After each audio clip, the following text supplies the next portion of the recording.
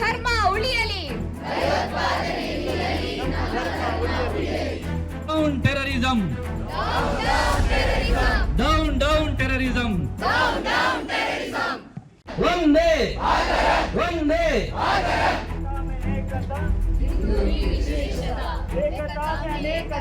ಹಿಂದೂ की विशेषता.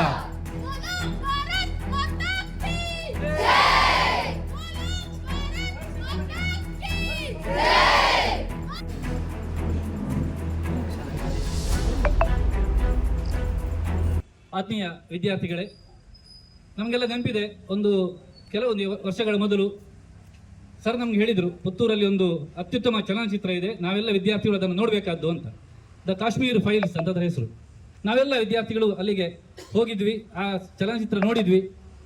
ಅದರಲ್ಲಿ ಆ ಭೀಭತ್ಸ ದೃಶ್ಯಗಳನ್ನು ನೋಡಿ ನಮಗೆಲ್ಲ ತುಂಬ ಬೇಜಾರಾಗಿತ್ತು, ಸಿಟ್ಟು ಬಂದಿತ್ತು. ಆ ಭಯೋತ್ಪಾದಕರು ನಮ್ಮ ಭಾರತದ ಮುಕಟಮಣಿ ಅಂತ ಇರುವ ಕಾಶ್ಮೀರವನ್ನು ಹೇಗೆ ಹಾಳು ಮಾಡ್ತಿದ್ದಾರೆ ಅಂತ. ಅದರಲ್ಲಿ ನೀವು ನೋಡಿದರೆ ನಿಮ್ಗೆ ಗೊತ್ತಿದ್ರು, ಫೇಸ್ಬುಕ್ಕಲ್ಲಿ ಕಮೆಂಟ್ಗಳು ಬಂದಿತ್ತು, ಅದು ಕೆಲವು ಫೇಕ್, ಅದರಲ್ಲಿ ಇದ್ದಷ್ಟು ವೈಭವೀಕರಣ ಇಲ್ಲ, ಇಂಥದ್ದು ಇಲ್ಲ ಅಂತ ನಮಗೆಲ್ಲ ಮಾಹಿತಿ ಬಂದಿತ್ತು. ಆದರೆ ಮೊನ್ನೆ ದಿನ ನೋಡುವಾಗ ಆ ಕಾಶ್ಮೀರ್ ಫೈಲ್ಸ್ ಅಲ್ಲಿ ಇದ್ದ ಪ್ರತಿಯೊಂದು ಇಂಚು ವಿವರ ಕೂಡ ಸತ್ಯ ಅಂತ ನಮಗೆ ಈಗ ಅರಿವಾಗ್ತದೆ. ಹೆಚ್ಚಿನ ಸಂಖ್ಯೆಯಲ್ಲಿ ಸೇರಿದ್ದೇವೆ. ನಿಮಗೆಲ್ಲ ನೆನಪಿರಬಹುದು, ನೀವು ಸಣ್ಣದಾಗಿರುವಾಗ ನಿಮ್ಮ ತಂದೆ ತಾಯಿ ಅಥವಾ ನಮಗೂ ಕೂಡ ತಂದೆ ತಾಯಿ ಅಕ್ಷರಾಭ್ಯಾಸ ಅಂತ ಮಾಡಿಸಿದ್ದಾರೆ. ಅಕ್ಷರಾಭ್ಯಾಸ ಮಾಡುವಾಗ ನಾವು ನೆನಪಿಸಿಕೊಂಡದ್ದು ತಾಯಿ ಶಾರದೆಯನ್ನು. ಆ ತಾಯಿ ಶಾರದೆಯ ಆವಾಸ ಸ್ಥಾನವಾದ ಕಾಶ್ಮೀರದಲ್ಲಿ ಇವತ್ತು ಭಯೋತ್ಪಾದಕ ದಾಳಿಯಾಗಿದೆ. ನಾವು ಯಾರ ನೆನಪಿನೊಂದಿಗೆ ನಮ್ಮ ಅಕ್ಷರಾಭ್ಯಾಸವನ್ನು ಶುರು ಮಾಡಿದ್ದೇವೋ ಆ ತಾಯಿಯ ನಿಜವಾದ ಕ್ಷೇತ್ರ ಕಾಶ್ಮೀರದಲ್ಲಿ ಇವತ್ತು ಭಯೋತ್ಪಾದಕ ದಾಳಿಯಾಗಿ ರಕ್ತದೋಕಳಿ ಹರಿದಂತ ಸಂದರ್ಭವನ್ನು ನಾವೆಲ್ಲ ನೋಡ್ತಾ ಇದ್ದೇವೆ ಅಂತ. ಕಾಶ್ಮೀರ ಅಂತ ಹೇಳಿದ್ರೆ ಧರೆಗಿಳಿದ ಸ್ವರ್ಗ ಅಂತ ಹೇಳಿ ಅನೇಕ ಕವಿಗಳು ವರ್ಣಿಸಿದ್ದನ್ನು ನಾವು ಕಂಡಿದ್ದೇವೆ, ಅನೇಕ ವ್ಯಕ್ತಿಗಳು ಹೇಳುವುದನ್ನ ಕೇಳಿದ್ದೇವೆ. ಹಾಗಾಗಿ ಪ್ರತಿಯೊಬ್ಬನ ಜೀವನದಲ್ಲಿಯೂ ನಾನೊಮ್ಮೆ ಕಾಶ್ಮೀರಕ್ಕೆ ಹೋಗಬೇಕು, ಕಾಶ್ಮೀರದ ಸೌಂದರ್ಯವನ್ನು ನನ್ನ ಕಣ್ಣಾರೆ ಆಸ್ವಾದಿಸಬೇಕು ಅಂತ ಹೇಳುವಂತಹ ಒಂದು ಭಾವನೆ ಬರುವುದು ಸಹಜವಾದ ಸಂಗತಿ. ಆದರೆ ಕಳೆದ 2019ರ ಪೂರ್ವದಲ್ಲಿ ಏನಾಗಿತ್ತು ಅಂತಂದ್ರೆ, ಕಾಶ್ಮೀರದಲ್ಲಿ ಆಗಾಗ ಭಯೋತ್ಪಾದಕ ದಾಳಿಗಳಾಗುತ್ತದೆ ಅಂತ ಹೇಳುವಂತ ಸುದ್ದಿಗಳು ಮತ್ತೆ ಕೇಳಿ ಬರ್ತಾ ಇತ್ತು. ಆಮೇಲೆ 2019ಕ್ಕೆ ಯಾವಾಗ ಆರ್ಟಿಕಲ್ 370 ರದ್ದಾಯಿತೋ ಕಾಶ್ಮೀರ ಮತ್ತೆ ಸಹಜ ಸ್ಥಿತಿಗೆ ಬಂತು. ಭಯೋತ್ಪಾದಕ ದಾಳಿಗಳು ಇಲ್ಲ ಅಂತ ಹೇಳುವಂತಹ ಮಟ್ಟಕ್ಕೆ ಕಾಶ್ಮೀರ ಬಂತು. ಹಾಗಾಗಿ ಮತ್ತೆ ಎಲ್ಲ ಜನರಿಗೆ ಅತ್ಯಂತ ಹೆಚ್ಚು ಸಂತೋಷ ಆದದ್ದು ಏನಂತಂದ್ರೆ, ನಾವು ಯಾವ ಜಾಗವನ್ನು ನೋಡಬೇಕು ನಮ್ಮ ಬದುಕಿನಲ್ಲಿ ಅಂತ ಅಂದುಕೊಂಡಿದ್ದೇವೋ, ಯಾವ ಜಾಗಕ್ಕೆ ಹೋಗಿ ನಮ್ಮ ಸುಮಧುರ ನೆನಪುಗಳನ್ನ ಕಟ್ಟಿಕೊಳ್ಳಬೇಕು ಅಂತ ಅಂದುಕೊಂಡಿದ್ದೇವೋ ಅಂತ ಜಾಗ ಈಗ ಹೋಗುವುದಕ್ಕೆ ಮುಕ್ತವಾಗಿದೆ, ಯಾರು ಬೇಕಾದ್ರೂ ಮುಕ್ತವಾಗಿ ಅಲ್ಲಿಗೆ ಹೋಗಬಹುದು ಅಂತ ಹೇಳುವಂತ ಒಂದು ಸಂದರ್ಭ ಸೃಷ್ಟಿಯಾಯಿತು. ಹಾಗಾಗಿ 2019ರಿಂದ ಯಾವಾಗ ಆರ್ಟಿಕಲ್ 370 ರದ್ದಾಯಿತು, ತದನಂತರ ಅನೇಕ ಮಂದಿ ಕಾಶ್ಮೀರದ ಒಂದು ಪ್ರವಾಸವನ್ನು ಕೈಗೊಳ್ಳುವಂತ ಸಂದರ್ಭವನ್ನು ನಾವು ನೋಡಿದ್ದೇವೆ. ಆದ್ರೆ 2019ರಲ್ಲಿ ರದ್ದಾದಂತಹ ಆರ್ಟಿಕಲ್ 370 ಅದಾದ ನಂತರ 2024ರಲ್ಲಿ ಚುನಾವಣೆ ಆಗ್ತದೆ. ಚುನಾವಣೆ ಆಗಿ ಅಲ್ಲಿ ಒಂದು ಪಕ್ಷ ಆಡಳಿತಕ್ಕೆ ಬರ್ತದೆ. ಈಗ ಚುನಾವಣೆಯ ನಂತರ ಅಲ್ಲಿ ಒಂದು ಪ್ರತ್ಯೇಕ ರಾಜ್ಯ ಸರ್ಕಾರ ಆದ ನಂತರ ಇದೀಗ ತಕ್ಷಣದಲ್ಲಿ ಒಂದು ಭಯೋತ್ಪಾದಕ ದಾಳಿ ಆಗ್ಲಿಕ್ಕೆ ಆರಂಭ ಆಗಿದೆ ಮತ್ತೆ ಪುನಃ. ಹಾಗಾದ್ರೆ ಆಡಳಿತದಲ್ಲಿ ಇರುವವರೇ ಇದಕ್ಕೆ ನೇರ ಜವಾಬ್ದಾರಿ ಆಗುತ್ತಾರೆ ಆ ಜಾಗದಲ್ಲಿ ಅಂತ ಹೇಳುವಂಥದ್ದು. ಯಾತಕ್ಕೆ ಅಂತಂದ್ರೆ, ಒಂದು ರಾಜ್ಯ ಸರ್ಕಾರ ಅಲ್ಲಿ ಇರ್ತಾ ಭಯೋತ್ಪಾದಕ ದಾಳಿ ಆಗುತ್ತದೆ ಅಂತ ಆದ್ರೆ ಸ್ಥಳೀಯರ ಕುಮ್ಮಕ್ಕಿಲ್ಲದೆ ಇಂಥದ್ದಾಗ್ಲಿಕ್ಕೆ ಸಾಧ್ಯ ಇಲ್ಲ ಅಂತ. ಹಾಗಾದ್ರೆ ಅಂಥದ್ದು ಆಗ್ತಾ ಇದೆ ಕಾಶ್ಮೀರವನ್ನು ಮತ್ತೆ ಯಾರು ಬರೆದಂತಹ ಒಂದು ಪ್ರದೇಶವಾಗಿ ಅಥವಾ ಒಂದು ಬೀಭತ್ಸ್ಯ ದೃಶ್ಯಕ್ಕೆ ಸಾಕ್ಷಿಯಾಗುವಂತಹ ಒಂದು ಪ್ರದೇಶವಾಗಿ ನಿರ್ಮಾಣ ಮಾಡ್ಲಿಕ್ಕೆ ಹೊರಟಂತವರು ಯಾರಿದ್ದಾರೆ, ಇದನ್ನು ನಾವು ಇವತ್ತು ಖಂಡಿಸ್ತಾ ಇದ್ದೇವೆ. ಕಾಶ್ಮೀರ ಅಂತ ಹೇಳಿದ್ರೆ ಈಗಾಗಲೇ ಪ್ರಸ್ತಾವನೆ ಮಾಡಿದ್ರು, ನಮ್ಮ ಶಿರಸ್ಸಿದ್ದ ಹಾಗೆ ಅಂತ. ನಿಮ್ಗೆಲ್ಲ ಗೊತ್ತಿದೆ, ಕಾಲಿಗೆ ನೋವಾದ್ರೆ ಒಬ್ಬ ವ್ಯಕ್ತಿ ಸಾಧನೆಯನ್ನು ಮಾಡ್ತಾನೆ, ಕೈಗೆ ನೋವಾದ್ರೆ ಒಬ್ಬ ಸಾಧನೆ ಮಾಡ್ತಾನೆ, ಆದ್ರೆ ತಲೆ ಸರಿ ಇಲ್ಲ ಇದ್ರೆ ಯಾರು ಸಾಧನೆ ಮಾಡ್ಲಿಕ್ಕೆ ಆಗುದಿಲ್ಲ ಅಂತ. ಕಾಶ್ಮೀರ ಅಂತ ಹೇಳುದು ನಮ್ಮ ತಲೆಯ ಹಾಗೆ, ಶಿರದ ಹಾಗೆ. ಅಂತಹ ಕಾಶ್ಮೀರದ ಮೇಲೆ ಇವತ್ತು ದಾಳಿಗಳಾಗ್ತಾ ಇದೆ. ಅಂದ್ರೆ ಯಾವಾಗ್ಲೂ ಹೊಡೆಯುವಾಗ ತಲೆಗೆ ಹೊಡಿತಾರೆ, ನಿನ್ನೆ ಹೊಡೆಯುವಾಗ್ಲೂ ಗುಂಡನ್ನು ಹಣೆಗೆ ಹೊಡೆದಿದ್ದಾರೆ ಅಂತ ಹೇಳಿ ನಾವು ನೋಡಿದ್ದೇವೆ. ಅಂದ್ರೆ ಈ ತರದಲ್ಲಿ ಒಬ್ಬ ವ್ಯಕ್ತಿಯನ್ನ ಧರ್ಮದ ನೆಲೆಯಲ್ಲಿ ಕೊಲ್ಲುವಂತಹ, ಒಂದು ಧರ್ಮದ ನೆಲೆಯಲ್ಲಿ ಮೂಲೆಗುಂಪು ಮಾಡುವಂತ ಒಂದು ಪ್ರಯತ್ನಗಳು ಈಗ ಆಗ್ತಾ ಇರುವಾಗ, ನಾವು ಇಷ್ಟು ದೊಡ್ಡ ಸಮಾಜ, ಹಿಂದೂ ಸಮಾಜ ಅತ್ಯಂತ ದೊಡ್ಡ ಸಮಾಜ ಅಂತ ನಾವು ಇವತ್ತು ಹೇಳ್ತಾ ಇದ್ದೇವೆ, ಸಾಕಷ್ಟು ಜನಸಂಖ್ಯೆ ಇರುವಂತಹ ಸಮಾಜ ಅಂತ ಹೇಳಿ ನಾವು ಕೈಲಾಗದವರಂತೆ ಇರಬೇಕಾ ಅಂತ ಹೇಳುವಂಥದ್ದು ನಮ್ಮ ಮುಂದಿರುವಂತಹ ಪ್ರಶ್ನೆ ಅಂತ. ಹಾಗಾದ್ರೆ ಇಂತಹ ದುರುಳರನ್ನ ಶಿಕ್ಷಿಸಬೇಡುವ, ನಮ್ಮ ನಡುವೆ ಇದ್ದು ನಮ್ಮ ಸುತ್ತಮುತ್ತ ಇದ್ದು ನಮ್ಮ ಜನರಿಗೆ ಅಪಾಯವನ್ನು ಉಂಟು ಮಾಡುವಂತಹ ವ್ಯಕ್ತಿಗಳಿಗೆ ಪ್ರೇರಣೆಯನ್ನು ಕೊಡ್ತಾ ಇರುವಂತವ್ರು ಒಂದಷ್ಟು ಮಂದಿ ಇದ್ರೆ, ಅಪಾಯವನ್ನು ಮಾಡ್ತಾ ಇರುವಂತಹ ಒಂದಷ್ಟು ಮಂದಿಗಳು ನಮ್ಮ ಮುಂದೆ ಕಾಣ್ತಾ ಇದ್ದಾರೆ. ನಿನ್ನೆ ಬಹಳ ಬೇಸರ ಏನು ಅಂತಂದ್ರೆ, ಇನ್ನು ಅನೇಕ ಮಂದಿ ಒಬ್ರು ಪೇರೆಂಟ್ ತೀರಿ ಹೋದಂತ ಪೇರೆಂಟ್ ಅವರ ಮಗನಿಗೆ PUC ಯಲ್ಲಿ ಒಳ್ಳೆ ಮಾರ್ಕ್ ಬಂತು ಅಂತ ಹೇಳಿ, ನೀವೆಲ್ಲ PUC ವಿದ್ಯಾರ್ಥಿಗಳು ದೊಡ್ಡ ಸಂಖ್ಯೆಯಲ್ಲಿ ಇದ್ದೀರಿ. ಆ ಹುಡುಗ ನಮಗೆ ಎಲ್ಲಿಯಾದ್ರೂ ಪ್ರವಾಸ ಹೋಗಬೇಕು ಅಂತ ಹೇಳಿದಾಗ ಕಾಶ್ಮೀರಕ್ಕೆ ಕರ್ಕೊಂಡೋದು, ಒಳ್ಳೆ ಅಂಕ ಬಂತು ಪರೀಕ್ಷೆಯಲ್ಲಿ, 97% ಏನೋ ಮಾರ್ಕ್ ಬಂತು ಆ ಹುಡುಗನಿಗೆ ಅಂತ ಹೇಳಿ. ಆದ್ರೆ ಆ ಹುಡುಗನ ಕಣ್ಣ ಮುಂದೆಯೇ ಅವನ ತಂದೆಯನ್ನ ಶೂಟ್ ಮಾಡಿ ಕೊಲ್ಲಲಾಯಿತು ಅಂತ. ಆ ಹುಡುಗನ ಕಣ್ಣ ಮುಂದೆ, ಆ ತಾಯಿಯ ಕಣ್ಣ ಮುಂದೆ ತನ್ನ ಗಂಡನ ಹತ್ಯೆಯನ್ನ ನೋಡುವಂತ ಪರಿಸ್ಥಿತಿ ಬಂತು ಅಂತ. ಹಾಗಾದ್ರೆ ನಾವು ಒಂದು ಸಲ ಕಲ್ಪಿಸಿಕೊಂಡು ನೋಡ್ಬೇಕು, ಆ ಚಿತ್ರಣವನ್ನ ಕಲ್ಪಿಸಬೇಕು ಅಂತ. ನೋಡ್ತಾ ಇದ್ದೆ, ಪಾನಿಪುರಿಯನ್ನು ತಿಂತಾ ಇರೋ ಹೊತ್ತಿಗೆ ಶೂಟ್ ಮಾಡಿದ್ರು ಅಂತ ಹೇಳಿ. ನೀವು ಕಲ್ಪಿಸಿ ನೋಡಿ, ನೀವು ನಾಳೆ ಪಾನಿಪುರಿ ತಿಂತಾ ಇರೋ ಯಾರೊಬ್ರು ಶೂಟ್ ಮಾಡ್ತಾರೆ ಅಂದ್ರೆ ಎಂತ ಇದು, ಯಾವ ಸ್ಥಿತಿಗೆ ನಾವು ತಲುಪ್ತಾ ಇದ್ದೇವೆ, ಯಾವ ಹಂತಕ್ಕೆ ಬಂದಿದ್ದೇವೆ, ಒಂದು ಕಲ್ಪಿಸಿ ಚಿತ್ರಣವನ್ನ ಕಲ್ಪಿಸಿಕೊಳ್ಬೇಕು ಅಂತ ಮನಸ್ಸಲ್ಲಿ ಯಾವ ತರ ಆಗ್ತಾ ಉಂಟು ನಮಗೆ ಗೊತ್ತೇ ಇಲ್ಲ. ನೀವು ಸ್ವಚ್ಛಂದವಾಗಿ ವಿಹರಿಸ್ತಾ ಇದ್ದೀರಿ ಒಂದು ಜಾಗದಲ್ಲಿ, ಇದ್ದಕ್ಕಿದ್ದಾಗಿ ನಿಮ್ಮ ಮೇಲೆ ಗುಂಡಿನ ದಾಳಿ ಆಗ್ತದೆ. ಕಾರಣ ಕೇಳಿದ್ರೆ ನೀನು ಹಿಂದೂ, ಆ ಕಾರಣಕ್ಕೆ ನೀನು ಶೂಟ್ ಮಾಡ್ತಾ ಇದ್ದೇನೆ ಅಂತ ಹೇಳಿ. ಇಲ್ಲಿ ಏನಾಗ್ತಾ ಇದೆ ಅಂತಂದ್ರೆ, ನಮಗೆ ನಮ್ಮ ಹಿಂದೂ ಸಮಾಜಕ್ಕೆ ಏನಾಗಿದೆ ಅಂತಂದ್ರೆ, ಬಹಳ ಹಿಂದಿನಿಂದಲೂ ಈ ಶೋಷಣೆಯನ್ನ, ನೋವನ್ನ, ದುಃಖವನ್ನ ಸಹಿಸಿ ಬಹುಶಃ ಅಭ್ಯಾಸ ಆಗಿದೆ ಅಂತ ಕಾಣ್ತದೆ. ಹಾಗಾಗಿ ಏನಾದ್ರೂ ಇದು ಏನೂ ಆಗುದಿಲ್ಲ ಅಂತ, ಬರೀ ಹೇಳಿಕೆಗಷ್ಟೇ ಸೀಮಿತ ಆಗುತ್ತದೆ, ಖಂಡಿಸುವುದಕ್ಕಷ್ಟೇ ಸೀಮಿತ ಆಗ್ತಾ ಇದೆ ಅಂತ ಹೇಳುವಂತ ಒಂದು ಭಾವನೆ ಇಂಥ ದುಷ್ಟ ವಿಚಿತ್ರಕಾರಿ ಶಕ್ತಿಗಳಲ್ಲಿ ಮನೆ ಮಾಡಿದೆ. ಹಾಗಾಗಿ ಇದಕ್ಕೆ ತಕ್ಕ ಪಾಠವನ್ನು ಕಲಿಸುವಂತ ಅಗತ್ಯ ಇದೆ. ಹಿಂದೆ 2019ರಲ್ಲಿ ಪುಲ್ವಾಮಾ ಅಟ್ಯಾಕ್ ಆದಂತ ಸಂದರ್ಭದಲ್ಲಿ ನಿಮ್ಗೆ ಗೊತ್ತಿದೆ, ಆಮೇಲೆ ನಮ್ಮ ಸರ್ಕಾರ, ಕೇಂದ್ರ ಸರ್ಕಾರ ಆಗ್ಲಿಲ್ಲ ಅಂತ ಕಾಣ್ತದೆ. ಹಾಗಾಗಿ ಮತ್ತೊಮ್ಮೆ ಅದೀಗ ಮರುಕಳಿಸಿದೆ.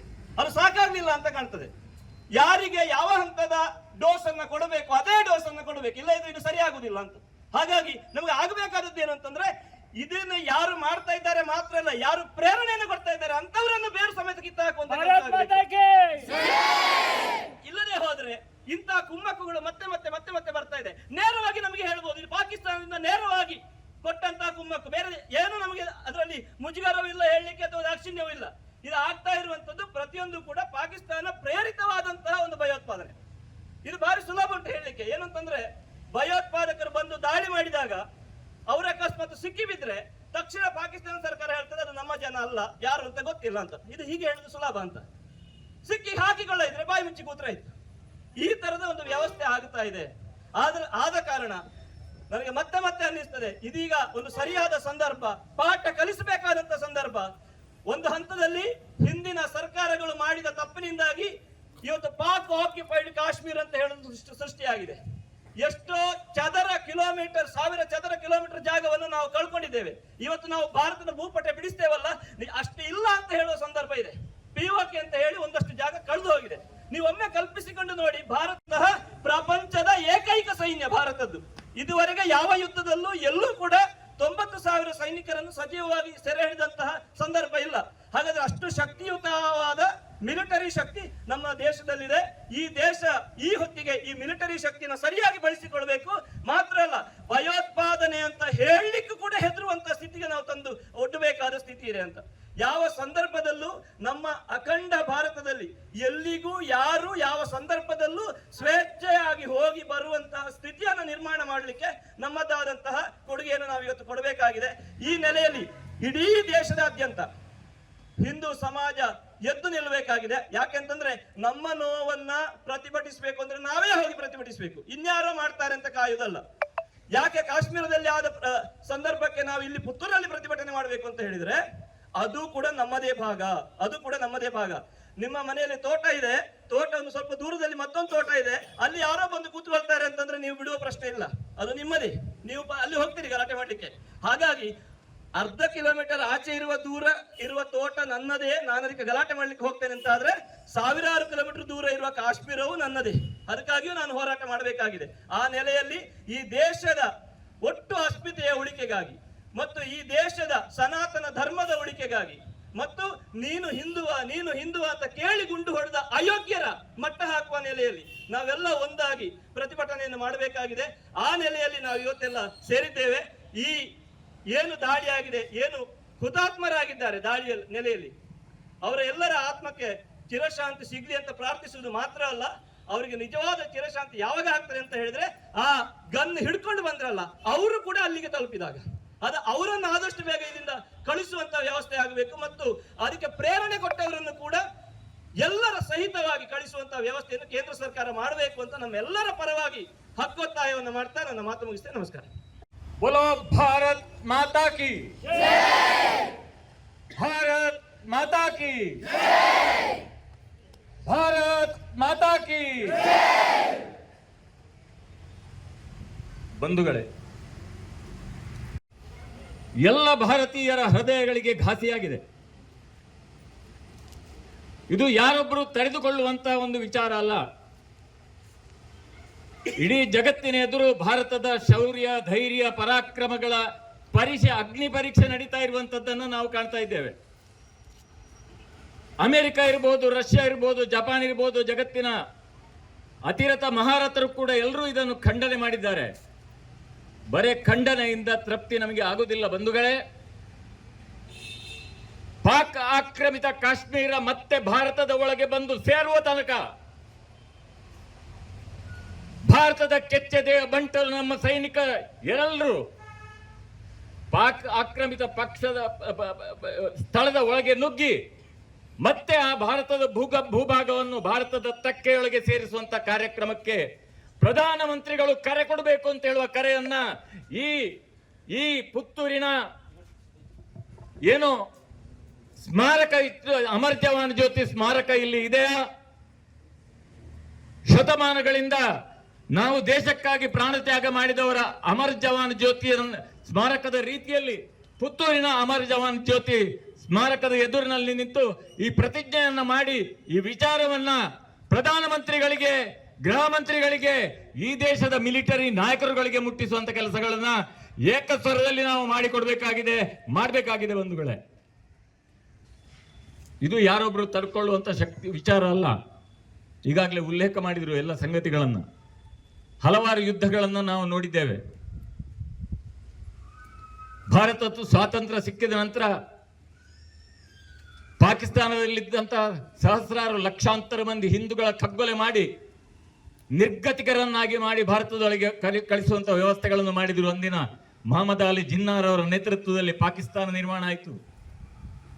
ಅಧಿಕಾರದ ಲಾಲಸೆಯಿಂದ ಯಾವ ಮಹಾತ್ಮ ಗಾಂಧಿಯವರು ರೌಂಡ್ ಟೇಬಲ್ ಕಾನ್ಫರೆನ್ಸ್ಗೆ ಬ್ರಿಟನ್ಗೆ ಹೋಗಿ ಮಾತುಕತೆ ಮಾಡುವಾಗ ನನ್ನ ದೇಹ ತುಂಡಾದರೂ ಭಾರತವನ್ನು ತುಂಡಾಗಲಿಕ್ಕೆ ಬಿಡುವುದಿಲ್ಲ ಅಂತ ಶಪಥ ಮಾಡಿ ಬಂದವರು ಇಲ್ಲಿ ನೆಹರೂರವರು ಅವರ ಕಾಲಿಗೆ ಅಡ್ಡ ಬಿದ್ದ ಕೂಡಲೇ ಭಾರತವರನ್ನು ತುಂಡು ಮಾಡಲಿಕ್ಕೆ ಗಾಂಧೀಜಿಯವರು ಒಪ್ಪಿಗೆ ಕೊಟ್ಟರು.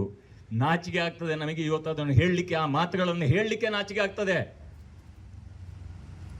ಮೊಹಮ್ಮದ್ ಅಲಿ ಜಿನ್ನಾರ್ ಅವರಿಗೆ ಬೇಕಾಗಿ ಪಾಕಿಸ್ತಾನ ವಿಮೋಚನೆ ಆಯಿತು. ನೆಹರೂರವರಿಗೆ ಅಧಿಕಾರಕ್ಕೆ ಬೇಕಾಗಿ ಪಾಕಿಸ್ತಾನ ವಿಮೋಚನೆ ಆಯಿತು.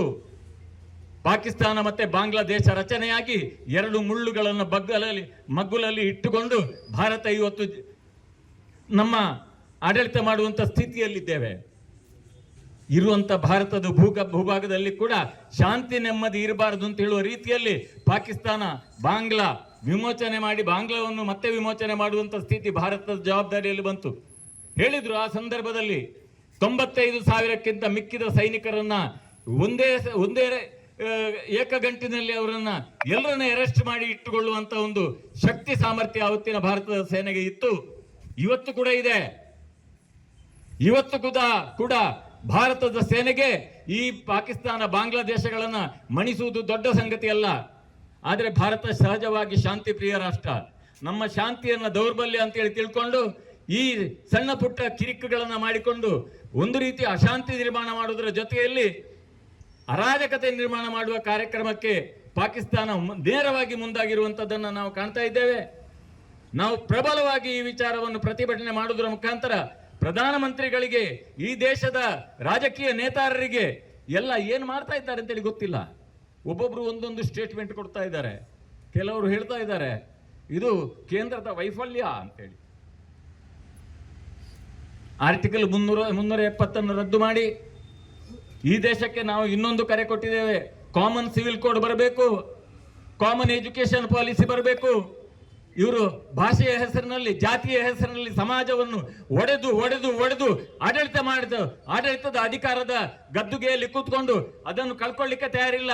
ಇಲ್ಲಿ ಭ್ರಷ್ಟಾಚಾರದ ಆಡಳಿತ ನಡೆಸ್ತಾ ಇರುವಂತದ್ದನ್ನು ನಾವು ಕಾಣ್ತಾ ಇದ್ದೇವೆ. ಎಂತ ಸ್ಥಿತಿ ಇದೆ ಭಾರತದ ಇವತ್ತು. ಏಕರೂಪ ನಾಗರಿಕ ಸಂಹಿತೆ ಈ ದೇಶದಲ್ಲಿ ಜಾರಿಯಾಗುವಂತ ಕಾರ್ಯಕ್ರಮಕ್ಕೆ ಕೇಂದ್ರ ಸರ್ಕಾರ ಮುಂದುವರಿಬೇಕು. ಸಮಾನ ನಾಗರಿಕ ಸಂಹಿತೆಯ ಜೊತೆಯಲ್ಲಿ ಸಮಾನ ಶಿಕ್ಷಣದ ಕೊಡುವಂತ ವ್ಯವಸ್ಥೆಗೆ ಕೂಡ ನಮ್ಮ ಕೇಂದ್ರ ಸರ್ಕಾರ ಮುಂದಾಗಬೇಕು. ಈ ಬೇಡಿಕೆಯ ಜೊತೆಯಲ್ಲಿ ಭಾರತದ ಆಕ್ರಮಿತ ಕಾಶ್ಮೀರದ ಭೂಭಾಗವನ್ನು ಮತ್ತೆ ವಶಪಡಿಸಿಕೊಂಡು ಪಾಕಿಸ್ತಾನವನ್ನು ಮೂಲೆಗುಂಪು ಮಾಡುವಂತ ಕಾರ್ಯಕ್ರಮಕ್ಕೆ ಕೇಂದ್ರ ಸರ್ಕಾರ ಮುಂದುವರಿಬೇಕು, ಮುನ್ನುಗ್ಗಬೇಕು ಅಂತ ಹೇಳುವಂತ ಒಂದು ಒತ್ತಾಸೆಯನ್ನ ಈ ಸಭೆಯ ಮುಖಾಂತರ ಹೇಳ್ತಾ ತಿಳಿಸಿದ್ದಾರೆ. ಅವರೇ ಕೊಟ್ಟ ಮಾಹಿತಿ ಪ್ರಕಾರ ನಮ್ಮ ಹಿಂದಿನ ರಾಜಕಾರಣಿಗಳಿಗೆ, ಹಿರಿಯರಿಗೆ ಧರ್ಮದ ಬಗೆಗಿನ ಮಾಹಿತಿಯ ಕೊರತೆಯಿಂದ ಧರ್ಮಾಧಾರಿತವಾಗಿ ನಮ್ಮ ಭಾರತ ಪಾಕಿಸ್ತಾನ ವಿಭಜನೆ ಆಯಿತು. ಅದೇ ಕೇಸ್ ಇನ್ನೊಮ್ಮೆ ನಿನ್ನೆ ಕೇಸಲ್ಲಿ ನೋಡಿದ್ವಿ, ನೀವು ಯಾವ ಧರ್ಮ ಅಂತ ಕೇಳಿ ಹೊರಟಿದ್ದಾರೆ, ಯಾವ ಜಾತಿ ಅಂತ ಕೇಳಿ ಹೊಡೆಯಲಿಲ್ಲ. ಯಾಕೆಂದ್ರೆ ಈ ಧರ್ಮದ ಅರಿವಿನ ಕೊರತೆ ನಮ್ಮಲ್ಲಿ ಇನ್ನೂ ಇದೆ ಅನ್ನುವಂಥದ್ದಕ್ಕೆ ಕಾರಣ. ಇದಕ್ಕೆ ಏನಂದ್ರೆ ಆ ಪಂಚಾಂಗವನ್ನು ಗಟ್ಟಿ ಮಾಡಬೇಕು ಅನ್ನುವಂಥ ನೆಲೆಯಿಂದ ಅನೇಕ ಈಗ ತಿಂಗಳುಗಳಿಂದ ಕಾಲ ನಮ್ಮ ಪುತ್ತೂರಿನ ಅಂಬಿಕಾ ಶಿಕ್ಷಣ ಸಂಸ್ಥೆಯ ನೇತೃತ್ವದಲ್ಲಿ ಧರ್ಮ ಶಿಕ್ಷಣ ಅಭಿಯಾನ ಅನ್ನುವಂಥದ್ದನ್ನು ನಾವು ಇಲ್ಲಿ ಪ್ರಾರಂಭ ಮಾಡಿದ್ದೇವೆ. ಯಾಕೆಂದ್ರೆ ನಮ್ಮ ಹಿರಿಯರ ಅಧ್ಯಕ್ಷರ ಕಲ್ಪನೆ ಇದು. ಆ ಧರ್ಮದ ಪ್ರಜ್ಞೆ ನಮ್ಮಲ್ಲೆಲ್ಲ ಚಿಕ್ಕ ವಿದ್ಯಾರ್ಥಿಗಳಿಂದ ಹಿರಿಯರವರೆಗೆ ಬಂದ್ರೆ ಇಂತಹ ಘಟನೆಗಳು ಮರುಕಳಿಸುವುದಿಲ್ಲ ಅನ್ನುವಂಥ ದೂರಾಲೋಚನೆಯಿಂದ ಅದನ್ನು ಮಾಡಿದ್ದಾರೆ. ಅದಕ್ಕೆ ಈ ಪ್ರಥಮ ತಾಲೂಕು ಸಮಿತಿಯ ಅಧ್ಯಕ್ಷರಾಗಿ ಶ್ರೀಯುತ ದಂಬೇಕಾರ ಸದಾಶಿವ ರೈಗಳು ಆಯ್ಕೆಯಾಗಿದ್ದಾರೆ. ಅವರು ಅದರ ಬಗ್ಗೆ ತುಂಬಾ ಕೆಲಸ ಮಾಡ್ತಾ ಇದ್ದಾರೆ. ಅವರು ಹಿರಿಯರು ನಮ್ಮನ್ನು ಇವತ್ತು ಸೇರಿಕೊಂಡಿದ್ದಾರೆ. ಅವರು ನಮ್ಮೆಲ್ಲರನ್ನು ಉದ್ದೇಶಿಸಿ ಮಾರ್ಗದರ್ಶನ ಮಾಡಲಿದ್ದಾರೆ. ಮಹಾಲಿಂಗೇಶ್ವರನ ಪಾದಾರವಿಂದಕ್ಕೆ ಸಾಷ್ಟಾಂಗ ಪ್ರಣಾಮವನ್ನು ಸಲ್ಲಿಸ್ತಾ ಇಲ್ಲಿ ಸೇರಿರತಕ್ಕಂಥ ಎಲ್ಲ ನನ್ನ ಕುಟುಂಬ ಸದಸ್ಯರೇ, ಎಲ್ಲರಿಗೂ ನಾನು ಆಭಾರಿಯಾಗಿದ್ದೇನೆ.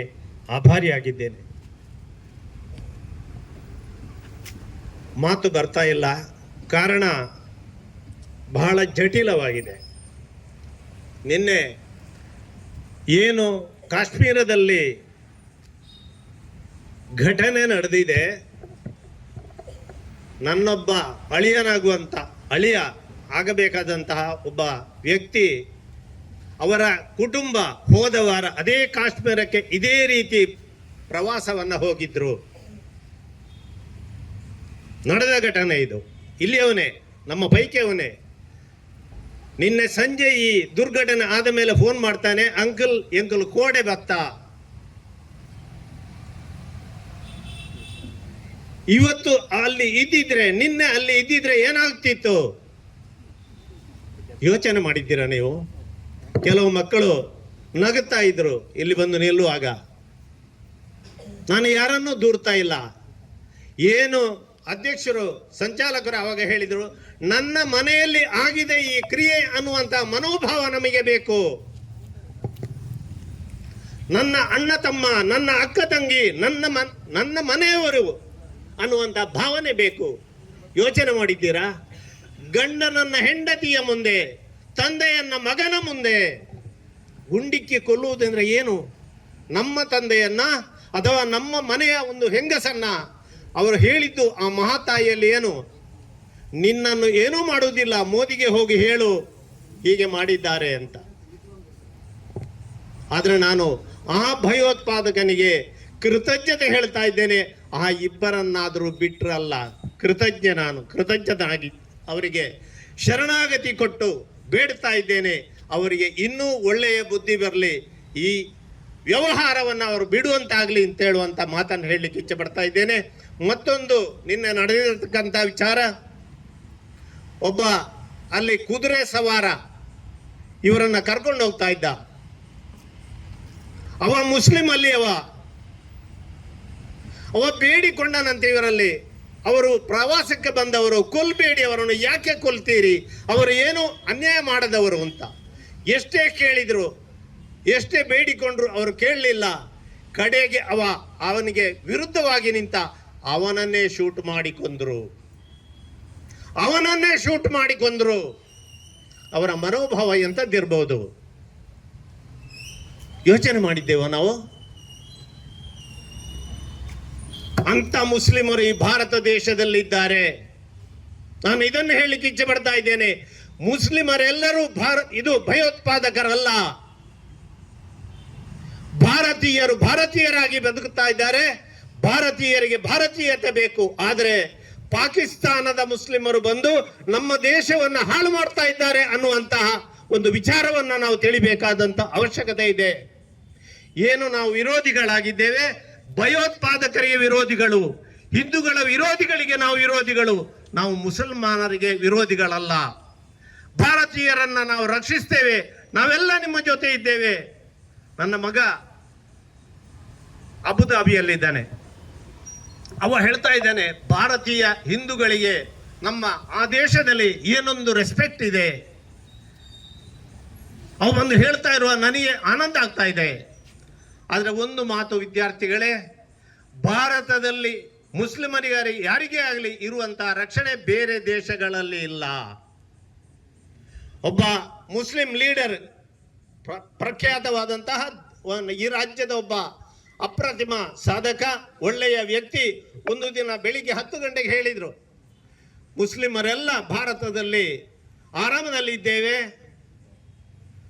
ನಮಗೇನು ಇಲ್ಲಿ ತೊಂದರೆ ಇಲ್ಲ, ಬೇರೆ ದೇಶಗಳಲ್ಲಿ ಈ ರೀತಿ ಇಲ್ಲ ಅಂತ. ಅದು ಸತ್ಯದ ಮಾತು.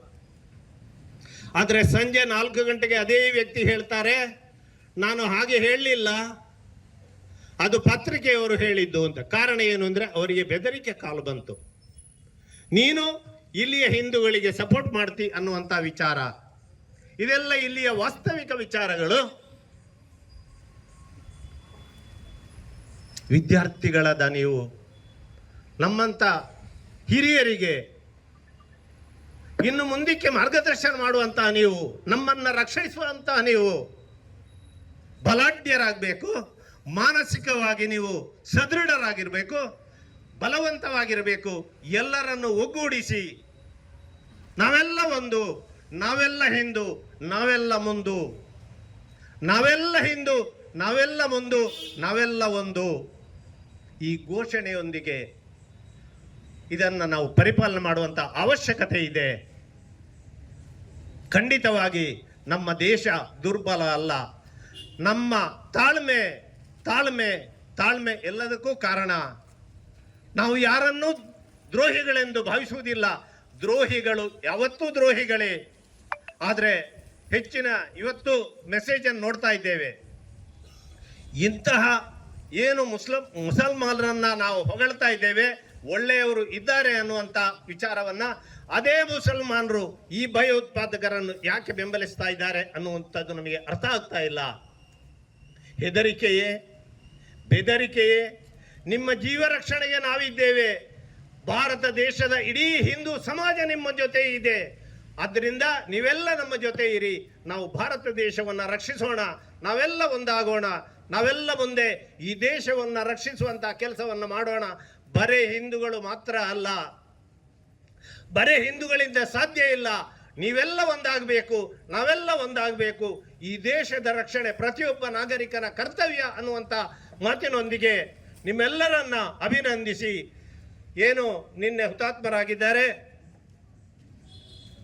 ಅವರಿಗೆ ಮನಪೂರ್ವಕವಾಗಿ ಶ್ರದ್ಧಾಂಜಲಿಯನ್ನು ಅರ್ಪಿಸಿ ನನ್ನ ಮಾತನ್ನ ಕೊನೆಗೊಳಿಸ್ತಾ ಇದ್ದೇನೆ. ಎಲ್ಲರಿಗೂ ನಮಸ್ಕಾರ. ಈಗಾಗಲೇ ನೀವು ನೋಡಿದಿರಿ, ನಮ್ಮ ದೇಶದ ರಕ್ಷಣೆಗಾಗಿ ತಮ್ಮ ಹನಿ ಹನಿ ರಕ್ತವನ್ನು ಮುಡಿಬಿಟ್ಟ ಪರಮವೀರ ಚಕ್ರದಂತಹ ಯೋಧರು ಈ ಮಣ್ಣಿಗೆ ಬಂದು ಹೋಗಿದ್ದಾರೆ. ಅಂತವ್ರನ್ನ ನಾವು ಕರೆಸಿದ್ದೇವೆ. ಅದಕ್ಕೆ ಆಗ ಆ ಮಳೆಯಲ್ಲಿ ಚಳಿಯಲ್ಲಿ ನಮ್ಮೆಲ್ಲ ವಿದ್ಯಾರ್ಥಿಗಳು ನೀವು ನೈತಿಕ ಬೆಂಬಲ ಕೊಟ್ಟಿದ್ದೀರಿ. ಹಾಗೆ ಇವತ್ತು ಕೂಡ ಎಲ್ಲರೂ ವಿದ್ಯಾರ್ಥಿಗಳು ಇಲ್ಲಿ ಬಂದು ನೈತಿಕ ಬೆಂಬಲವನ್ನು ಕೊಟ್ಟಿದ್ದೀರಿ. ನಿಮ್ಮ ಎಲ್ಲ ವಿದ್ಯಾರ್ಥಿಗಳ ಪ್ರತಿನಿಧಿಯಾಗಿ ದ್ವಿತೀಯ BA ಕುಮಾರಿ ಅಕ್ಷಿತಾ ಇವರು ತಮ್ಮ ಅಭಿಪ್ರಾಯಗಳನ್ನು ಈಗ ವ್ಯಕ್ತಪಡಿಸುತ್ತಾರೆ. ನಮ್ಮದೇ ಕಾಶ್ಮೀರ ಅಂತ ಹೇಳಿದ್ರೆ ಪ್ರವಾಸ ತಾಣ ಆಗಿರುವಂತಹ ಭಾರತದ ಸ್ವರ್ಗ ಅಂತ ಅನಿಸ್ಕೊಂಡಿರುವಂತಹ ಕಾಶ್ಮೀರದಲ್ಲಿ ಧರ್ಮದ ಹೆಸರಿನಲ್ಲಿ ಗುಂಡಿಟ್ಟು ಕೊಲ್ತಿದ್ದಾರೆ. ಜಾತಿದು ಕೇಳಿಲ್ಲ, ಧರ್ಮದ ಹೆಸರಿನಲ್ಲಿ ಕೊಲ್ತಿದ್ದಾರೆ. ನೋಡಿ, ಇದೇ ರೀತಿ ನಾವು 5-6 ತಿಂಗಳ ಹಿಂದೆ ಹೇಗೆ ಬಾಂಗ್ಲಾದೇಶದಲ್ಲಿ ಏನಾಯ್ತು, ಬಾಂಗ್ಲಾದೇಶದಲ್ಲಿ ಹೇಗೆ ಭಯೋತ್ಪಾದನೆ ಆಯಿತು, ಅದರ ಪ್ರತಿಭಟನೆಗೋಸ್ಕರ ನಾವೆಲ್ಲರೂ ಒಂದಾಗಿದ್ವಿ. ಇವತ್ತು ಇದೇ ನಮ್ಮ ಕಾಶ್ಮೀರದಲ್ಲಿ ಆಗ್ತಿದೆ, ನಾವೆಲ್ಲ ಒಂದಾಗಿದ್ದೇವೆ. ಯಾಕಂತ ಹೇಳಿದ್ರೆ ಮುಂದೊಂದು ದಿವಸ ನಮಗೆ ಕೂಡ ಇಂತ ಬರ್ಬೋದು. ನಾವು ಬಲಿಷ್ಠರಾಗಿದ್ರೆ ಮಾತ್ರ ಅವರನ್ನು ಎದುರಿಸಲಿಕ್ಕೆ ಸಾಧ್ಯ. ಪ್ರೀತಿಯ ಸ್ನೇಹಿತರೆ, ನಾವೀಗ ಇರುವುದು ಅಮರ್ ಜವಾನ್ ಜ್ಯೋತಿ ಸೈನಿಕರಿಗೆ ಒಂದು ಬೆಂಬಲ ಕೊಡ್ಲಿಕ್ಕೆ ಇರುವಂತಹ ಸ್ಥಳದಲ್ಲಿ ನಾವಿದ್ದೇವೆ. ನಿಮಗೆ ಒಂದು ವಿಷಯ ನಮಗೆ ಆಗ ತಾನೇ ರಾಕೇಶ್ ಸರ್ ನಮಗೆ ಹೇಳಿದ್ರು ಕ್ಲಾಸ್ ಅಲ್ಲಿ, 26 ಮಂದಿ ಮೃತಪಟ್ಟಿದ್ದಾರೆ. ಅದರಲ್ಲಿ 2 ನಮ್ಮ ಕರ್ನಾಟಕದವರಾಗಿದ್ದಾರೆ ಅಂತ. 2 ಕರ್ನಾಟಕದವರು ಆಗಿದ್ದಾರೆ. ಅದರಲ್ಲಿ ವಿಶೇಷ ಏನಂತ ಹೇಳಿದ್ರೆ 1 ಲಕ್ಷ ಜನ ಕಾಶ್ಮೀರಕ್ಕಂತಲೇ ಟಿಕೆಟ್ ಬುಕ್ ಮಾಡಿದ್ರು. ಅಂದ್ರೆ ಪ್ರವಾಸಕ್ಕೆ ಹೋಗ್ಲಿಕ್ಕೋಸ್ಕರ 1 ಲಕ್ಷ ಜನ ಕಾಶ್ಮೀರಕ್ಕೆ ಟಿಕೆಟ್ ಬುಕ್ ಮಾಡಿದ್ರು. ಅದು ನಮ್ಮ ಕರ್ನಾಟಕದಿಂದ. ಯಾಕಂತ ಹೇಳಿದ್ರೆ ಕಾಶ್ಮೀರ ಸೇಫ್ ಝೋನ್ ಅಂತ ಅನ್ಕೊಂಡು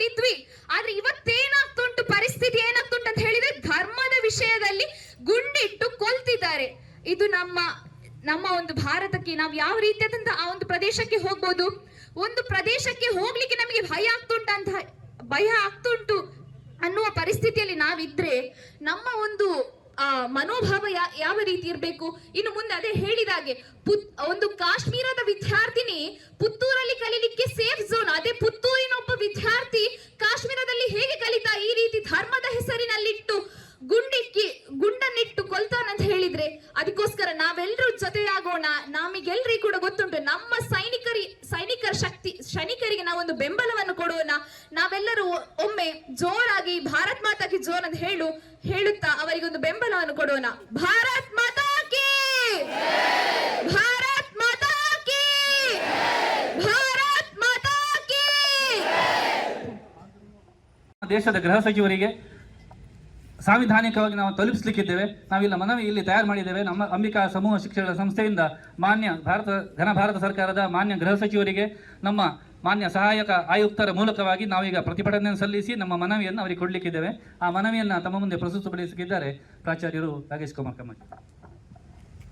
ಸದಸ್ಯರು, ವಿದ್ಯಾರ್ಥಿ ಸಂಘ, ಅಂಬಿಕಾ ಸಮೂಹ ಶಿಕ್ಷಣ ಸಂಸ್ಥೆಗಳು ಪುತ್ತೂರು ಅವರಿಗೆ ಮಾನ್ಯ ಗೃಹ ಸಚಿವರು, ಭಾರತ ಸರ್ಕಾರ, ನವದೆಹಲಿ ಮೂಲಕ ಮಾನ್ಯ ಸಹಾಯಕ ಆಯುಕ್ತರು, ಮಿನಿ ವಿಧಾನಸೌಧ, ಪುತ್ತೂರು. ಮಾನ್ಯರೇ, ವಿಷಯ ಕಾಶ್ಮೀರದಲ್ಲಿ ಪಾಪಕೃತ್ಯ ಎಸಗಿದ ದುರುಳ ಭಯೋತ್ಪಾದಕರನ್ನು ಮಟ್ಟ ಹಾಕುವ ಬಗೆಗೆ. ಭಾರತದ ಹೆಮ್ಮೆಯ ಧರೆಗಿಳಿದ ಸ್ವರ್ಗದಂತಹ ತಾಣವಾದ ಕಾಶ್ಮೀರದಲ್ಲಿ ಪಾಪಿ ಭಯೋತ್ಪಾದಕರು ನಿನ್ನೆ 22/4/2025 ಹಿಂದೂ ಸಮಾಜದ ನಿರುಪದ್ರವಿ, ಸಜ್ಜನ, ಮುಗ್ಧ ವ್ಯಕ್ತಿಗಳ ಮೇಲೆ ಕೇವಲ ಧರ್ಮದ್ವೇಷದ ಕಾರಣದಿಂದ ಗುಂಡು ಹೊಡೆದು ಸಾಯಿಸಿರುವುದು ಇಡೀ ಹಿಂದೂ ಸಮಾಜಕ್ಕೆ ಆಘಾತವನ್ನು ತಂದೊಡ್ಡಿದೆ. ಶಾಂತಿಯುತ ಪ್ರದೇಶವನ್ನು ಇದೀಗ ರಕ್ತಮಯವನ್ನಾಗಿಸಿ ನಮ್ಮ ದೇಶದ ಕೀರ್ತಿ ಶಿಖರೋಪಾದಿಯಲ್ಲಿ ವಿಜೃಂಭಿಸುತ್ತಿದ್ದ ಕಾಶ್ಮೀರಕ್ಕೆ ಘೋರ ಅಪಚಾರವನ್ನು ಎಸಗಲಾಗಿದೆ. ನಮ್ಮ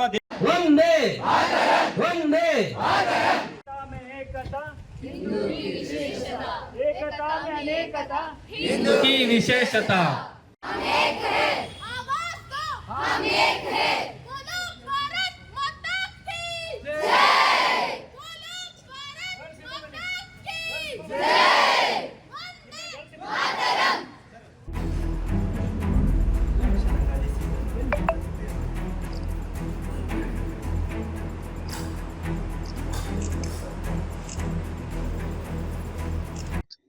ಬಹಳ ದುಃಖ ಆಗ್ತಾ ಇದೆ. ಇವತ್ತು ಕಾಶ್ಮೀರದಲ್ಲಿ ಇಂಥ ಒಂದು ನರಮೇಧ ಆಗ್ತಾ ಇರುವಂತದ್ದು ಜಗತ್ತಿಗೆ ತಲೆದಗ್ಗಿಸುವಂತ ಕೆಲಸ ಇವತ್ತು. ಇದು ಬೇರೆ ಏನಲ್ಲ, ಇದರ ಹಿಂದಿರುವಂತಹ ಮುಖ್ಯ ಅಂಶ ಏನು ಅಂತಂದ್ರೆ, ಹಿಂದೂಗಳನ್ನ ಕಾಶ್ಮೀರದಿಂದ ಹೊರಹಾಕಬೇಕು ಅಂತ ಹೇಳುವಂತ ಒಂದೇ ಒಂದು ಉದ್ದೇಶ ಈ ಕೆಲಸಗಳು ಆಗ್ತಾ ಇದೆ. 1990ನೇ ಇಸ್ವಿನಲ್ಲಿ ಇಡೀ ಕಾಶ್ಮೀರದಾದ್ಯಂತ ಸೇನೆ ದಂಗೆ ಅಂತ ಹೇಳುವಂತಹ ರೀತಿಯಲ್ಲಿ ನಮ್ಮ ಇಡೀ ಹಿಂದೂಗಳನ್ನ ಮನೆಯಿಂದ ಹೊರಗೆ ಹಾಕಿಬಿಟ್ಟು, ಬೆಂಕಿ ಕೊಟ್ಟು, ಮಕ್ಕಳ ಮೇಲೆ ಅತ್ಯಾಚಾರ ಮಾಡಿಬಿಟ್ಟು, ಹೆಂಗಸರ ಮೇಲೆ ಅತ್ಯಾಚಾರ ಮಾಡಿಬಿಟ್ಟು ಹೊರಗೆ ಹಾಕಿದ್ರು. 4 ಲಕ್ಷ ಜನ ಹಿಂದೂಗಳನ್ನ ಹೊರ ಹಾಕಿದ್ರು ಕಾಶ್ಮೀರದಿಂದ. ಅದು ಪುನರಾವರ್ತನೆ ಈಗ ಮತ್ತೆ ಪುನಃ ಆಗ್ತಾ ಇದೆ ಅಂತ ಹೇಳೋದಕ್ಕೆ ಖೇದವನ್ನು ವ್ಯಕ್ತಪಡಿಸ್ತಾನೆ. ಬೇರೆ ಏನಲ್ಲ, ಇದು ಹಿಂದೂಗಳು ಹೊರಗೆ ಹೋಗ್ಬೇಕು ಅಂತೇಳಿ. ಇದ್ರ ಹಿಂದೆ ಪೇಪರ್ಲಿ ಇವತ್ತು ಮಾಧ್ಯಮದಲ್ಲಿ ತಗೊಂಡಂತ ನಿರ್ಧಾರ ಪ್ರಕಾರ, ಮಾಧ್ಯಮದಲ್ಲಿ ಹೇಳಿದಂತ ನಿರ್ಧಾರ ಪ್ರಕಾರವಾಗಿ ಇವತ್ತು ಅಮರನಾಥ ಯಾತ್ರೆಗೆ ಇವತ್ತು ಅದನ್ನ ಬ್ಯಾನ್ ಮಾಡಬೇಕು ಅಂತ ಉದ್ದೇಶದಿಂದ ಈ ಕೆಲಸವನ್ನು ಮಾಡಿದಿರುವಂತಹ ಮಾಹಿತಿ ಇದೆ. ಆದರೆ ಯಾವತ್ತಿಗೂ ಹಿಂದೂಗಳು ಎದೆಗುಂದಿಲಿಲ್ಲ. ಮತ್ತೊಮ್ಮೆ ನಮ್ಮ ಕಾಶ್ಮೀರ ಧಾವಿಸ್ತೇವೆ. ಕಾಶ್ಮೀರ ನಮ್ಮದು, ಯಾವುದೇ ಕಾರಣಕ್ಕೂ ಯಾವುದೇ ಕ್ಷಣದಲ್ಲಿ ಕಾಶ್ಮೀರವನ್ನು ಬಿಡುವಂತ ಪ್ರಶ್ನೆಯೇ ಇಲ್ಲ. ಹೇಗೆ ಇವತ್ತು ನಾವು ಭಾರತದ ಮುಕಟಮಣಿ ಕಾಶ್ಮೀರ, ನಮಸ್ತೆ ಶಾರದಾ ದೇವಿ ಕಾಶ್ಮೀರ ಅಂತ ನಾವು ಹೇಳ್ತೇವೆ, ಪುರವಾಸಿನಿ ಅಂತ ಹೇಳ್ತೇವೆ, ಅದೇ ಕಾರಣಕ್ಕೂ ಯಾವುದೇ ಕಾರಣಕ್ಕೂ ನಮ್ಮ 140 ಕೋಟಿ ಜನ ಹಿಂದೂಗಳು ಇರುವ ತನಕ ಕಾಶ್ಮೀರವನ್ನು ಭಾರತದಿಂದ ಬೇರ್ಪಡ್ಲಿಕ್ಕೆ ಸಾಧ್ಯನೇ ಇಲ್ಲ. ಕಾಶ್ಮೀರದಲ್ಲಿ ಹಿಂದೂಗಳನ್ನ ನಿರ್ವಸಿತರನ್ನು ಮಾಡ್ಲಿಕ್ಕೆ ಸಾಧ್ಯನೇ ಇಲ್ಲ. ಇವತ್ತಲ್ಲ ನಾಳೆ ಮತ್ತೆ ಪುನಃ ಕಾಶ್ಮೀರ ವಶಪಡಿಸಿಕೊಳ್ತೇವೆ. ನಾವು ನಮಸ್ತೆ ಶಾರದಾ ದೇವಿ ಕಾಶ್ಮೀರ ಪುರವಾಸಿನಿ ಅಂತ ಹೇಳುವಂತಹ ಹಿರಿಯರು ಮಾಡಿಕೊಟ್ಟ ಶ್ಲೋಕವನ್ನ ಸತ್ಯ ಮಾಡ್ತೇವೆ. ಇದರಲ್ಲಿ 2 ಮಾತನೇ ಇಲ್ಲ. ನಾವೆಲ್ಲ ಒಂದಾಗಬೇಕು ಹಿಂದೂಗಳು. ಬಹಳ ಹೇಸಿಗೆ ವಿಷಯ ಏನು ಅಂತಂದ್ರೆ, ಇವತ್ತು ಇಡೀ ದೇಶದಾದ್ಯಂತ ಈ ರೀತಿಯ ಒಂದು ಪ್ರತಿಭಟನೆ ವ್ಯಕ್ತವಾಡುವಂತದ್ದು. ಆದ್ರೆ ಇವತ್ತು ಬುದ್ಧಿಜೀವಿಗಳು ಹೇಳಿಸ್ಕೊಂಡಂತವ್ರು ಯಾರು ಇವತ್ತು ಖಂಡನೆ ಮಾಡ್ತಾ ಇಲ್ಲ. ಬಹಳ ಬೇಸರದ ಸಂಗತಿ ಏನು ಅಂತಂದ್ರೆ, ಇವತ್ತು 27 ಜನ ನಿಶಸ್ತ್ರಕಾರಿ ಅಮಾಯಕವಾದಂತಹ ಮುಗ್ಧ ಹಿಂದೂಗಳನ್ನ ಬಲಿ ತಗೊಂಡಂತದ್ದನ್ನ ಇವತ್ತು ಜಗತ್ತಿನಲ್ಲಿ ಯಾರೊಬ್ಬರು ಅದನ್ನ ತಾಳ್ಕೊಳ್ಳಿಕ್ಕೆ ಸಾಧ್ಯ ಇಲ್ಲ. ಇನ್ನೊಂದೇನು ಅಂತಂದ್ರೆ, ನಾನು ಎಲ್ಲ ಜನತೆಗೆ ಪ್ರಶ್ನೆ ಮಾಡುವಂಥದ್ದು, ವಿದ್ಯಾರ್ಥಿ ವೃಂದಕ್ಕೆ ಪ್ರಶ್ನೆ ಮಾಡುವಂಥದ್ದು, ಯುವ ಜನತೆಗೆ ಪ್ರಶ್ನೆ ಮಾಡುವಂಥದ್ದು. ಇವತ್ತು ಮಂಜುನಾಥ್ ಅಂತವರನ್ನ ಶಿವಮೊಗ್ಗದಿಂದ ನಾವು ಕಳ್ಕೊಂಡಿದ್ದೇವೆ. ದಯವಿಟ್ಟು ಹಿಂದೂ ಬಂಧುಗಳೇ, ವಿದ್ಯಾರ್ಥಿಗಳೇ, ಯುವ ತರುಣರೇ, ಆ ಮಂಜುನಾಥ್ ಎಂಬಂತವರು ನಮ್ಮ ಅಪ್ಪ ಆಗ್ತಿದ್ರೆ ನಮ್ಮ ಮನೆಯ ಪರಿಸ್ಥಿತಿ ಏನಿತ್ತು? ಶೋಕಾಚರಣೆಯಲ್ಲಿ ನಾವು ಮುಳುಗ್ತಿದ್ದೇವೆ. ಇವತ್ತು ನಾವು ಶೋಕಾಚರಣೆ ಮಾಡ್ತಿದ್ದೇವೋ, ಇವತ್ತು ಸೂತಕದ ಆಚರಣೆ ಮನೆ ಆಗ್ತಾ ಇತ್ತು. ನಾವೆಲ್ಲ ಕೃಷ್ಣ ಪರಮಾತ್ಮ ಹೇಳಿದಾಗನೆ ವಸುದೈವ ಕುಟುಂಬಕ್ಕೂ ಅಂತ ನಾವು ಹೇಳಿದ್ದೇವೆ. ಎಲ್ಲಿದೆ ವಸುದೈವ ಕುಟುಂಬ? ನಮ್ಮ ಸೋದರರನ್ನ ಇವತ್ತು ಹತ್ಯೆ ಮಾಡಿದ ಸಂದರ್ಭದಲ್ಲಿ ನಾವು ನಿದ್ರೆ ಮಾಡ್ಬೇಕಾ, ಶಾಂತವಾಗಿರ್ಬೇಕಾ, ಮಲಗಬೇಕಾ, ಏನಿದರ ಅವಸ್ಥೆ ಅಂತ ಕೇಳ್ತಾ ಇರೋದು. ಹಾಗಾಗಿ ಇದನ್ನು ಇದು ಇದನ್ನು ಕ್ಷಮಿಸುವ ಪ್ರಶ್ನೆ ಇಲ್ಲ. ನಾನು ನರೇಂದ್ರ ಮೋದಿ ಅವರಿಗೆ ನೇರವಾಗಿ ನಾನು ಹೇಳಿಕ್ಕಿದ್ದೇನೆ, ದಯವಿಟ್ಟು ಇಸ್ರೇಲ್ನವರು ಹೇಗೆ ಗಾಜಾ ಸ್ಟ್ರಿಪ್ ಅಲ್ಲಿ ಹಮಾಸ್ ಅನ್ನ ಎಡೆಮುರಿ ಕಟ್ಟಿಬಿಟ್ಟು ನಾಶ ಮಾಡಿದರೆ ಅದೇ ರೀತಿಯ ಕ್ರಮವನ್ನು ನಾನು ತೀಕ್ಷ್ಣವಾಗಿ ಸ್ಪಂದಿಸಬೇಕು. ಈ ರೀತಿಯ ಕ್ರಮವನ್ನು ತಗೊಂಡು ಭಾರತದ ಮುಕುಟದ ಮನೆ ಕಾಶ್ಮೀರವನ್ನು ಸಂತೋಷವಾಗಿ ಶಾಂತವಾಗಿ ಮತ್ತೆ ಪುನಃ ನಮ್ಮ ಆರಾಧ್ಯ ದೈವ ಕಾಶ್ಮೀರದ ಶಾರದೆಯನ್ನ ಪುನರ್ ಪ್ರತಿಷ್ಠಾಪನೆ ಮಾಡಬೇಕು ಅಂತೇಳಿ ನರೇಂದ್ರ ಮೋದಿಯಲ್ಲಿ ಕಳಕಳಿಯಿಂದ ಕೈ ಮುಗಿದು ನಾನು ಕೇಳ್ಕೊಳ್ತಾ ಇದ್ದೇನೆ. ಸುದ್ದಿ ಚಾನಲ್, ಕ್ಷಣ ಕ್ಷಣದ ಸುದ್ದಿಗಾಗಿ.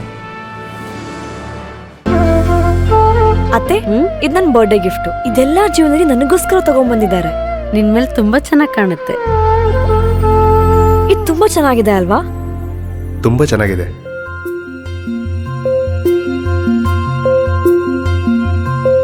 It will look really good on you. Amma? Huh? Mother is always son's first love.